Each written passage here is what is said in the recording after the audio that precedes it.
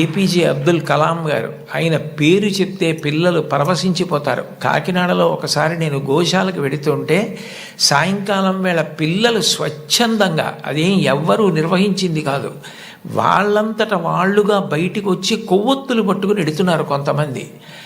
నాకు ఏమిటి ఇక్కడ ఏమీ కనపట్టలేదు, ఇక్కడ ఏమీ నినాదాలు లేవు, నడిపిస్తున్న వాళ్ళు లేరు, పిల్లలు ఎందుకు కొవ్వొత్తులు పట్టుకుని వెళ్తున్నారని నేను వాళ్ళని అడిగాను, ఏమ్మా ఎందుకు ఎడుతున్నారని. మహానుభావుడు అబ్దుల్ కలాం గారు శరీరం విడిచిపెట్టేశారండి, అందుకని కొవ్వొత్తులు పట్టుకుని ఎడుతున్నా ఉన్నారు.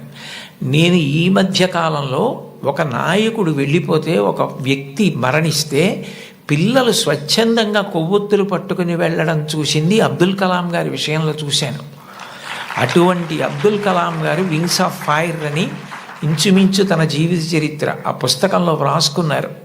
రెండో ప్రపంచ యుద్ధ సమయంలో గోధుమలు రేషన్లో దొరుకుతున్నటువంటి రోజుల్లో అమ్మగారు రొట్టెలు ఒత్తి పిల్లలందరికీ పెడుతుంటే అందరి తలో 4 రొట్టెలు తినాలి. ఆ రోజు రొట్టె కూర బాగుందని కలాం గారు ఇంకో రొట్టె వేయి, ఇంకో రొట్టె వేయి అని తిన్నారు. అప్పటికి చిన్నవారు, చదువుకుంటున్నారు. ఇంకో రొట్టె వెయ్యని తినేస్తే అన్నగారు వచ్చి, నువ్వు రొట్టెలు ఎక్కువ తినేశావు, రెండో ప్రపంచ యుద్ధం జరుగుతోంది, రేషను గోధుమలు దొరకట్లేదు, అమ్మకి రొట్టెలు లేవు, నీకు పెట్టేసింది, అలా తినచ్చా అన్నారు.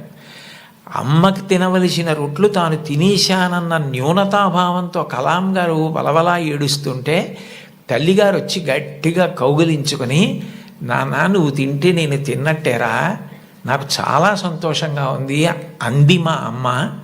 అమ్మ ఒకరోజు వస్తుంది, ఆ రోజు ఈ కలాం ఈ శరీరాన్ని విడిచిపెట్టి నీకు నమస్కారం చేయడానికి వస్తాడు. On the day of the final judgement అని రాసుకున్నారు ఆయన.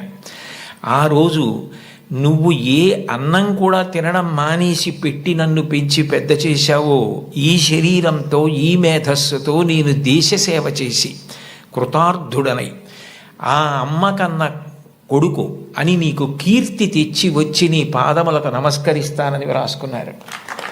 అమ్మకి అబ్దుల్ కలాం గారు ఇచ్చినటువంటి గౌరవం అంత గొప్పది.